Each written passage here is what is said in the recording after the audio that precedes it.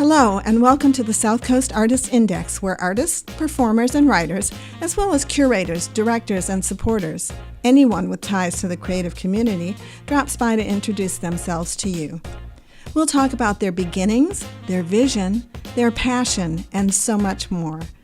The Southcoast Artist Index podcast is brought to you in part by Heavenly Spirits, who invites you to celebrate the art of life and creative communities everywhere. Learn more at heavenlyspirits.com.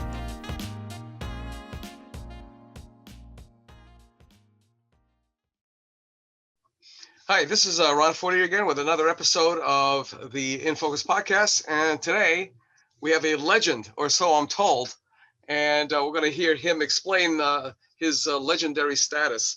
And as with every guest, I allow them to introduce their name, themselves rather, tell us their name in that introduction, obviously, and spell their name. My name is Jack Maravell. It has been for most of my life. The last name is Maravell. It's an Americanized Greek name. Used to be Maraveleas. Ah. Opa. Got to get that in for the family. Yeah, I can hear the Balalikas now. Yep. Yeah. So a lot of people. Legendary. I don't know about legendary. Well, I don't know who you've been talking to. Well, let's roll back the clock. Do you have a Facebook group page that you run with about musicians from the past, or? Well, what I did, and you might be referring to the New Bedford Musicians Hall of Fame. Yes, that's it. That was an idea I had. I'll tell you a quick story about it. It was an idea I had before the internet, probably in the 80s or 1990, because I used to see the high school Hall of Fame sports people have a Hall of Fame. Yeah. So I said, why don't the New Bedford musicians have a Hall of Fame? So I thought, well, maybe we could have a little room downtown. Everybody could put up their pictures, but that wasn't too feasible. But then when Facebook kicked in, I went, there it is. This is how we do it. I set it up, and it's been a big success. Not that I make any money from it, but I know the feeling. People can upload their pictures from their bands, and it's just been great. There's probably 2,000 members in it. So that's been great. What's interesting too is there's so many genres. What's the let's just stick in general. What is the oldest member or oldest recollection that you have? How far back does it go? Does it go to the 40s? No, I was born in 55. If that's what you mean, my life. Yeah. About your contributors. Have they contributed anything going that far back? Yeah. Yeah. You mean like on the Hall of Fame? On the Hall of Fame, yeah, exactly. There have been some big band things. There was Paul Gonsalves. I think he played with Duke Ellington. Count Basie. Duke Ellington. And yeah. Some of the families have posted, big band era stuff before rock and roll, so that's great. Yeah, I believe it was Isabel Livramento who told me that. Correct. Yes. Paul, if I recollect what she said correctly, he saved Duke Ellington's band at the Newport Jazz Festival by doing I forgot how many chorus solo on his sax that is still a legend to this very day. I think I heard something about that. Yeah. Yeah. And that's the kind of, that's like obviously the high point stories that I want to collect. And there's two ways of me collecting stories. What we're doing right now is I'm collecting a story about you and all the stories you bring to this story. And the Artist Index is about visual, performing, and literary artists. And going back to the music, this town, New Bedford, Well, actually, I'm across the river in Fairhaven, but anyway, this town has produced a phenomenal bunch of people. Paul Clayton, a big name in folk singing. The Tavars, who were frequent guests of their aunt next door to me when I lived in New Bedford. Can I interrupt? What's amazing about Tavaz, it seems like they all came back to New Bedford. Yeah. And they all lived in that area still. Yeah, which is totally unusual when you figure somebody who has hit the big times like that, they want a 3-pool mansion in LA, There's the Paul Gonsalves, who represents the mainstream jazz. And then there's the whole Cape Verdean thing, which I really want to get my head around. Then my mother, who was an old fado singer on the Portuguese American circuit back in the 50s and 60s. And then there's the rock and roll. Now you've got your background. You were a guitar player in a rock and roll band. The started with an S. The Shakers? The Shakers. Yeah. Well, let me give you a quick rendition of what I created in the New Bedford area. Aside from playing solo in little places like the Ground Round on the bridge. Remember that well. That? Remember the Highlander? Yeah. And but I always wanted to be in a band. And so I joined a band and I started playing bass because they needed a bass player. I had never touched bass, but fortunately I learned it quickly. It was Liberty 4. I turned Liberty 4 into the City Lights Band because I thought of that name. We were doing weddings and things, so you didn't need a harsh name, but you needed a light, good name. So City Lights I thought was good. So I played with them for a couple of years. I left them because they were doing a lot of disco. I wanted to play rock and roll. They did very well without me. But then we did the Shakers. It was a few different lineups. And but that was good. I liked that rock and roll, and the 60s new wave stuff was coming back, that style, which I liked. And then even I thought of doing a Slick Willie Blues Jam, which we started just for fun, little money, and it continued long after I left New Bedford, which I left close to 20 years ago. And then I got in being a left-handed bass player. I got sucked into the Beatlemania shows. And I did that for 25 years, all over the country. Very cool. Yeah. Yeah. There were some really good ones out there as well. Yeah. So, gee, who who were you in the Beatlemania group? Who was the bass player again? Being a lefty, I had no choice. Yeah.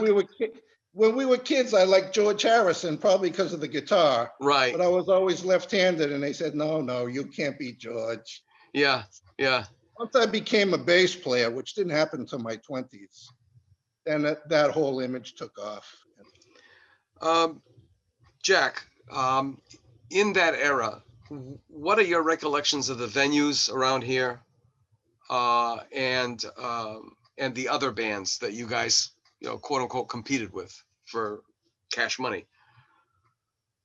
I always saw it as two different venues. There was the rock and roll Smuggler's Den kind of bands that I liked. I liked Butch McCarthy and what he was doing. And then there were the more, the Moose Hall kind of bands. Maybe played more 50s, did more weddings. But I was directed more towards the rock and roll bands and writing original songs. Okay. That was your ticket. And I've written hundreds of songs. Did any of them get published or covered by anybody, or? Not really. All my songs are good, but they're not great. They're not great. Yeah. The latest podcast we just dropped was Johnny Gwynn from the area, from Falmouth, actually, but he had connections here in the South Coast. and he's down in Nashville trying to be a singer-songwriter. And he figured he'd give it all his all. So it's a rough business. It's just as rough as with painters. The only thing is when a painter sells a painting, that's it. It's over. It's done. When a songwriter sells a song, at least they got something that's, royalties that to keep trickling in. So Yeah, it could be nice, but it could be a nightmare too. Yeah. Getting involved in the music business or ripped off or something. I'll give you a New Bedford story Okay. you might like. When I was 9 years old, of course, my whole generation saw the Beatles on Ed Sullivan, and we started picking up guitars. And the boy across the street from me, Steve Sheehan, my age, we learned how to play guitars together from 64 on. After high school, Steve moved to Nashville. He auditioned for this mother-daughter duo nobody ever heard of, turned out to be the Judds. And he played in their backup band for their whole career. And he became a Nashville session player, and he's still down there. I don't hear from him much, but I think that's pretty cool. I think that's pretty cool too. Yeah. Wow. You just never know, right? Who are the other members of the Shakers? And I mean, were they pretty constant throughout, or did you guys, keep having filling in gaps, so to speak? There were a couple of changes. I might have started it with Peter Grace on guitar. Okay. And later on, Butch McCarthy and JB joined us. Butch took Peter's place, and JB, of course, that's a great rock and roll thing. And Mark Gidley was on rhythm guitar. I was on bass. And we played the Twin Piers. And was it Red Jays up in the North End? Red Jays, yeah. I still remember Red and his truck, yeah. Yeah, you had to lug the equipment up to the second floor. Yeah. For a few bucks, yeah. Yeah. It was a good rock and roll band. And everybody made a few bucks. A few bucks. That's what, be honest with you, that's why the dudes go out and play, so they can make a few bucks. It's not just because they love it so much. Yeah. Yeah. Alhambras was another big venue there for a while. Sure. A lot of places came and went, Bogies and Acushnet. Bogies, yeah. Then there was that one out in Dartmouth. Collins Corner Road. Hootenannies. Hootenannies, okay. It was a strip club turned into Hootenannies, turned into, I think, another strip club. The Pines. The Pines. When I was with the City Lights Band, we backed up some strippers at, was it King of the Road? It's on Route 6 towards Mattapoisett. Mattapoisett, okay. Because the King's Inn is in... Different. Yeah. King of the Road. King of the Road. It might have been called the Roadhouse after that. Now I think it's a deli, last time I drove by there. But, you got to back up a stripper if you're going to be in this business, right? Yeah. I remember the hangars were still going when I was at SMU. And I never realized the pun of the hangars. But anyway, it's now a beauty salon. Yeah, it's a beauty salon right now. Peter Grace went on to, what was it, Mirkwood Beggar? Was that one of his? That sounds familiar, yeah. Yeah. And that's one of the things, and maybe, offline, so to speak, we could discuss. I'd love to be able to get as much of this information as possible, because at the very most, and I say we because there's a couple of invisible people, my partner in crime, Jeff Watton, who runs the Spectrum Marketing Group. That's where my wife works as well. We cooked up this idea a couple of years ago, and then he said, "Hey, we're going to do podcasts." And I thought I was just going to be writing articles. I said, "Oh, really? Who's going to be the podcast host?" He said, "You." I was like, "Well, I definitely have a face for radio." I said, "But I don't have the voice." He said, "Well, you'll learn." So everybody's doing it. Everybody's doing it, exactly. And the point is that, the elevator speech is, "So what do you do?" And it's like, well, at our greatest, we build pyramids. And the pyramids weren't there to preserve the bodies, they were there to preserve the memories. And there are so many memories that you have in your head alone. And then all the people who have contributed to your Facebook group page, those memories are all important, because, you know, my mother's 94, and I still remember her days on the road because, you know, she was separated from my dad and there was no childcare. There wasn't much of a family support system. So I learned how to sleep on folding chairs, you know. Doing a little psychoanalysis of your childhood. Exactly. So the point being is that all of those memories are in my head. And when she goes, I'm going to be the only one that remembers those memories. And then when I go, she's dead the second time. I know that sounds a little bizarre for some people, but it's really not.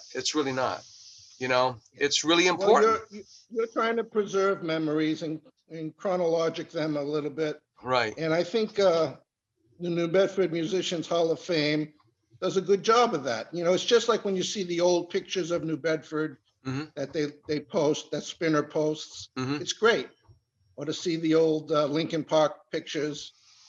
So the Hall of Fame is kind of doing that too.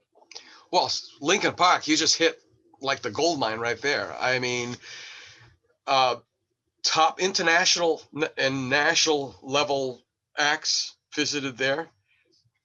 Sure. And it's weird. The first musician that I could think of, and there were many others, but for some reason, the one that popped in my head first was Myron Florin, the accordion player for the Lawrence Welk Orchestra, the soloist. But there were so many people that got their start there. I mean, Crosby, Stills, and Nash played there. Did they really? Yeah. And a lot of other, in fact, I'm wondering if anybody has a treasure trove of the acts, the bookings, because that would alone would be a phenomenal book, you know. And the Battle of the Bands. So did you ever participate in that down there? Because that was the Battle of the Bands, wasn't it? No, and like I told you maybe over the phone, that I am a little younger than some of these guys who were playing in the 60s. I was still in Little League, sort of, you know. Okay. But I remember seeing Battle of the Bands at Dartmouth High School. I think they were outside at Dartmouth High School, and there would be a Battle of the Bands. I mean, and it was everywhere. Yeah. Even Keith Junior High, I got a nice poster. I have a nice poster of Keith Junior High doing something like that. Yeah, they were fun. My next door neighbor and best friend in school, Bill Santos, I think he's still rattling around playing acoustic now. He was with Steve Redfern, another acoustic player. They had Wood and Wire. That was the name of their group. Butch McCarthy ran across them a couple of times. But back then, it was their group was Kane. And they played, you know, Grand Funk and The Who and all of those top hundreds back then. And there's so many more other bands that, you know, you get these flashes that go by and you can't grab them in time to look at them and remember, you know, something about them. Well, I can tell you're very passionate about trying to grab those memories. Yeah. And put them somewhere. Yeah.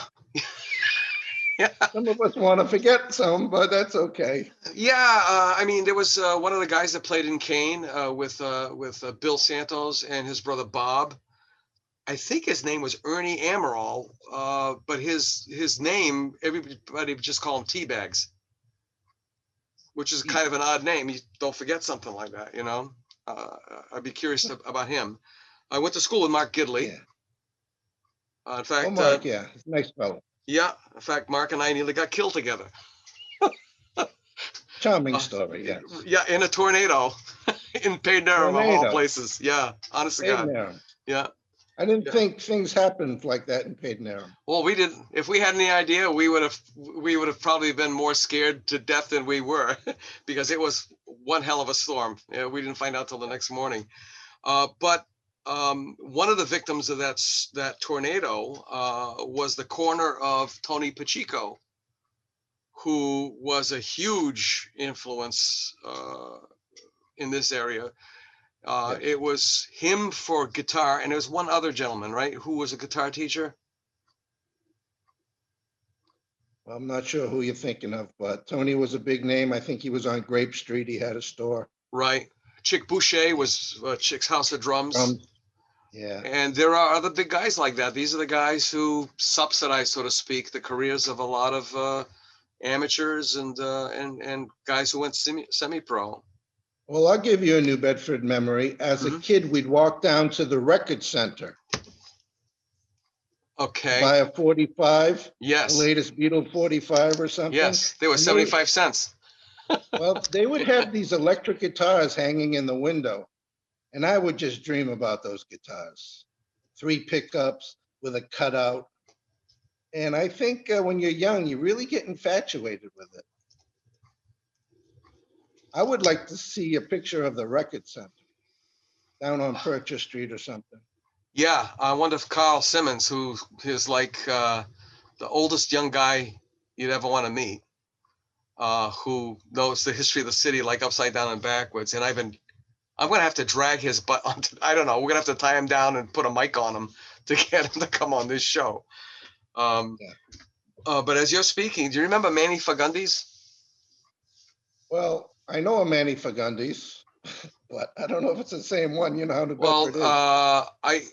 I don't know if it was the same person or two different. I mean, what's the chances of two Manny Fagundes? But one of them was he repaired. He repaired guitars. Yeah. And I don't know if he was the one that was associated with Piedad's barbershop on the avenue. Oh, Piedad. Piedad. I heard there were jam sessions just would break out over there, like, you know. Absolutely. Yeah. In fact, I am good friends with his daughter, Lila. Get out of here. Lila lives in Florida near me. Uh-huh. And we became good friends. And it just turns out that was her father that owned that shop. Yeah. Yeah. And I don't know if there's any 2 or 3 years ago.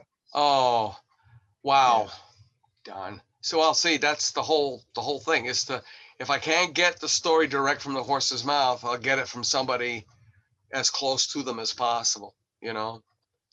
Yeah.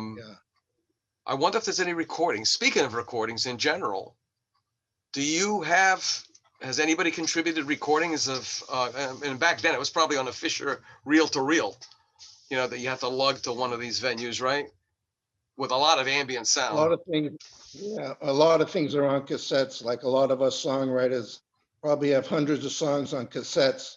I want to go through my own songs someday and check them out again. There was, I don't know, I probably had some Shakers recordings somewhere. Yeah, yeah. And I think some people have posted recordings of their bands and videos. In the 80s, we started doing videos. Videos, yeah. So on the Hall of Fame site, yeah, there'll be a few. Yeah, it's just several of those memories just ran by again, but you know, can't Yeah, catch you them. mentioned Fagundes. Yes. There was a guy, Bernie Fagundes, whose stage name is Gene Daniels. Oh my God, that's right. That's right. Yeah, I Right? know Gene. I know Gene. Yeah, in fact, he was one of my dad's tenants. Right. Yeah. I don't know if you've interviewed him. I'm sure he's got a story or two. Oh yeah, I haven't run into Gene in like years. Well, unfortunately, I heard he was sick with this virus, and I hope he recovered. Oh gosh. Hope he recovered. Yeah. There are a lot of people who aren't taking this serious enough. No. But you know, Gene helped me a lot because I had a 45 out in 1980 when I was with City Lights. It was called Special Kind of Love. It was a 2-sided song. I recorded it in Dartmouth. There was a studio called Part 1 of 2. And a lot of us, it's near the old high school. And a lot of us, Butch did a song, Gary Brown did a song there. and we did our little 45s, and Gene Daniels would play it for me and help promote it. So I always appreciated that. And then an incredible New Bedford moment. He signed me up to be interviewed on December 8, 1980 on WBSM right after the 11 o'clock news. Now that's the night John Lennon was killed. Holy crap. So I happened to be on the air when the bulletins were coming in from the newsroom, trying to promote my record after 11 p.m. with, I can't think of it, the DJ's name right now, but, and we had to announce, we had 3 bulletins. I have it all on tape. It's actually on YouTube if you want to look up. Yeah. Well, when you fill out the guest form, if you can put in those links, that would be fantastic, because we'll have a page dedicated just to this, this podcast. So we announced John Lennon's death Yeah. to New Bedford live on the air that night. It's incredible. Yeah. You see. And that coming up on 40 years ago, December 8th, 2020. Yeah. Now you see, there's a story that would just be, rattling around between your ears, and not too many people would know about it, except for the people. It's also on WBSM's website. It is. Or Facebook page or something. Okay. Because they redid it, they refurbished it, and it was part of the history. Okay. All right. Was Mark Bernier there at the time? He might have been a little later. All right. Yeah. Now, going over to the big bands, any recollections? I mean, I remember Art Perry, Gilly Farrow. I'd have to say no. I've heard some of these names. I've seen a few pictures, but personally, I think it was before my time. Okay. All right. Going back to recording studios, the only recording studio that I know of is still running is Joe Carrier, who has his, he's a jingle writer, musician, does a lot of sound work. Well, I think Metcalf Studios were very popular in the 60s, from what I've heard. I worked with them when I was a stage director for SMU, because I worked for the opera, believe it or not, at SMU, which is something that's totally lost on a lot of people. There was actually an opera company at SMU. Now, where were they located?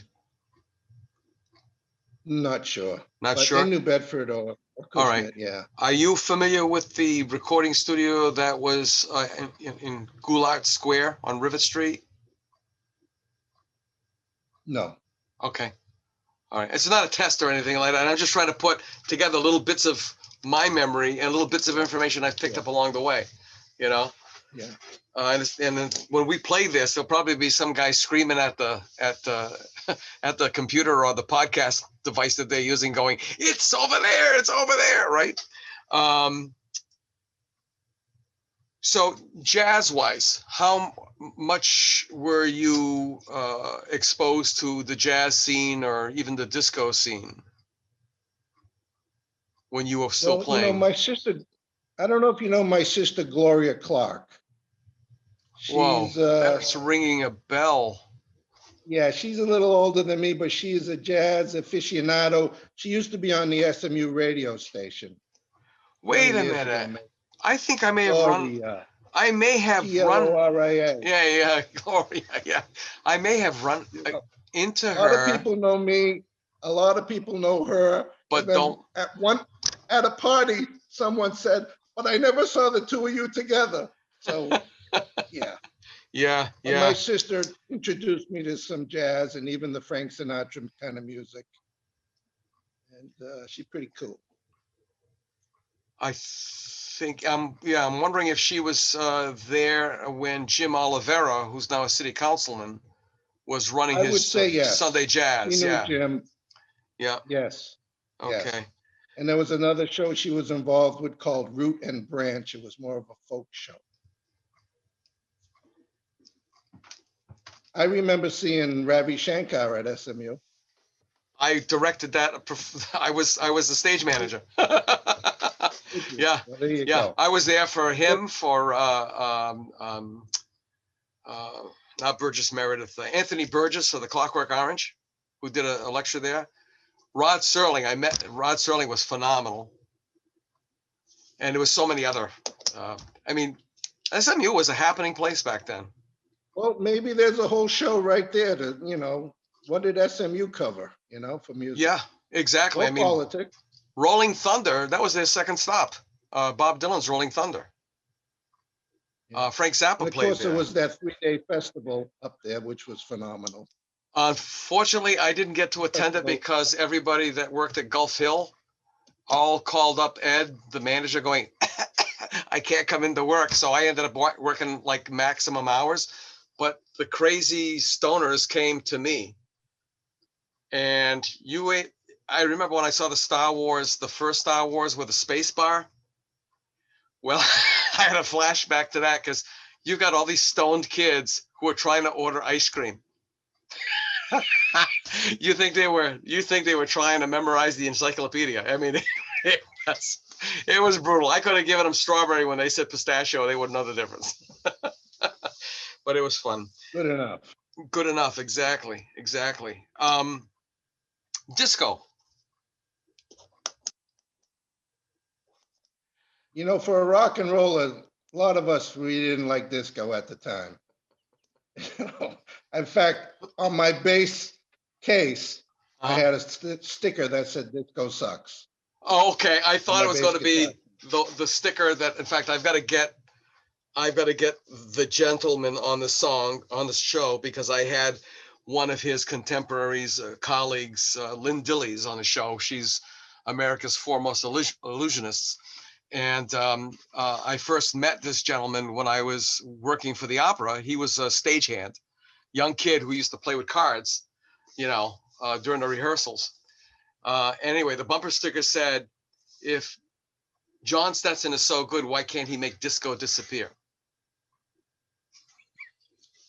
Well, to save myself, yeah, I like disco better the second time around. Yeah. Of course, that's the name of a disco song. Second time around. Yeah. It's pleasant to hear now, but it was sort of a threat, because I wanted to play rock and roll, and that was not rock and roll. But the new wave stuff was coming in, Elvis Costello and those kind of bands. So, What's your outlook? Let's come to the present time. What's your outlook on what's going on now in the world? You mean non-musical? No, we'll have to stick to musical. World. I know. We'll have to stick to musical, such as, for example, there's like a shortage of drummers because nobody plays drums anymore. Heard that. Yeah, they have the drum the drum machines or whatever.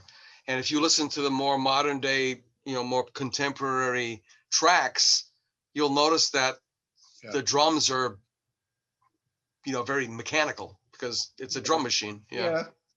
Well, that's been around for 25 years or so, and a lot of people play the background tracks, which is a little cheesy, I guess, but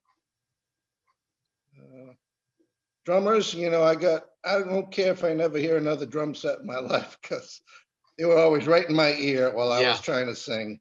Yeah. So it's all right. Does the name Lane Prober ring a bell? Not a bit. Okay. He's only the guy that invented the pickup, right? Did he?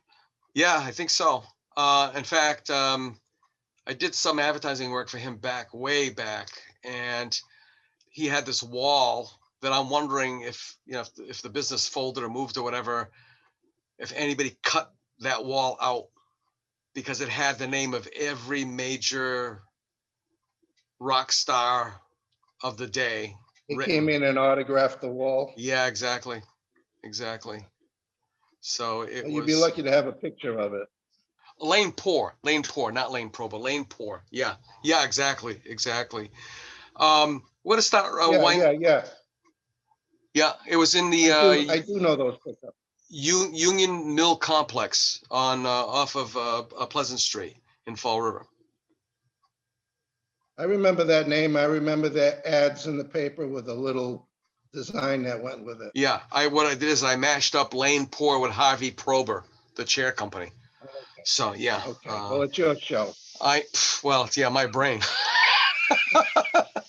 So what have you been doing to occupy yourself other than running that group Facebook page, Facebook group rather? Well, over here for the last 10, 15 years, I've been doing Beatles shows. Mm-hmm. I was in 2 Beatle acts. One was just the basic black suit Beatles. I want to hold your hand stuff. And yeah, skinny ties.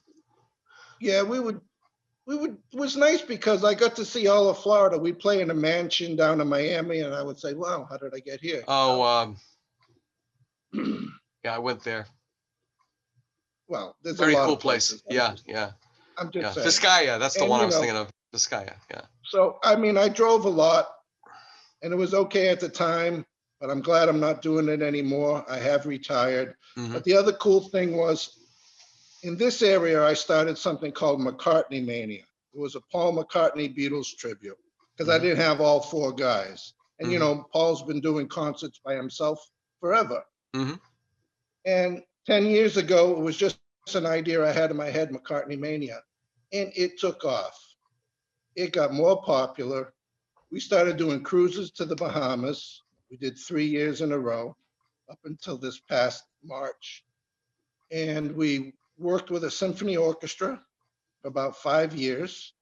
And I got to sing songs like Eleanor Rigby with the real strings, and wow. The Long and Winding Road, She's Leaving Home. And when you hear those with the real strings, I mean, first time I heard Eleanor Rigby in rehearsal, I started to cry. And then I said, Jack, you're going to have to sing this song. Yeah. You got to keep it together. Yeah. So that's been a real satisfying thing for me.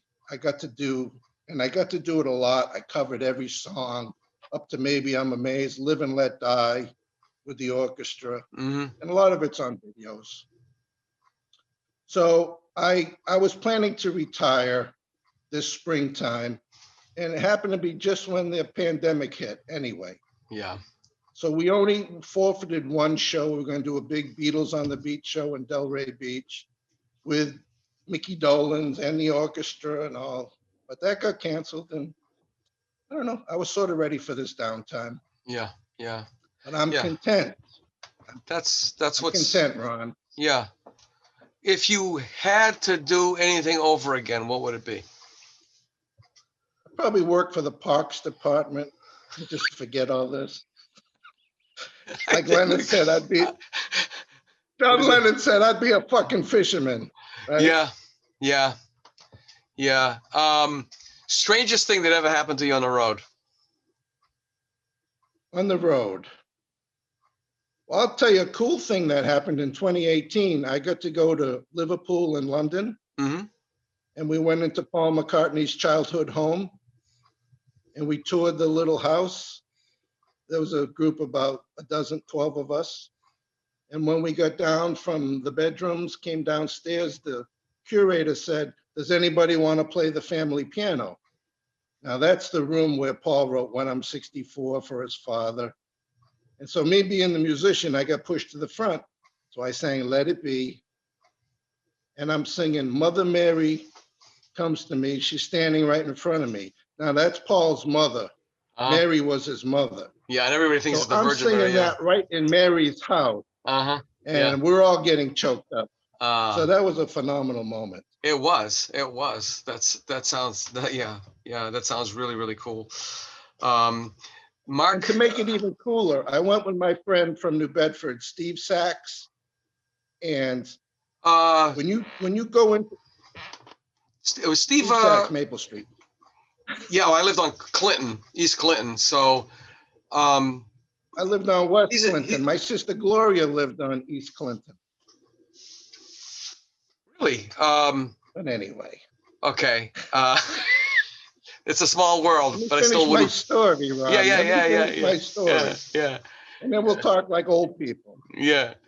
So So when you go into Paul McCartney's house in Liverpool or Lennon's house, Aunt Mimi's house, they make you take your cameras away from you because they don't want any photos inside the house. Right. So my friend Steve gave the lady his big camera off his neck, but he kept his phone in his pocket. So when I was singing Let It Be, he snapped a photo of me. So we got this beautiful, beautiful photo of inside Paul's house, me sitting at the piano. So that would be great for the podcast post page. So yeah. East Clinton Street. Yep. That's where my sister lived. Between Park and Chancery. She lived near Orchard, is it? Yeah. So with cross streets, Ash, and then Orchard, I think. Yeah. Yeah. In there. Yeah. Anyway. Yeah. Anyway, probably went by our house like a gazillion times. Small world, like I said.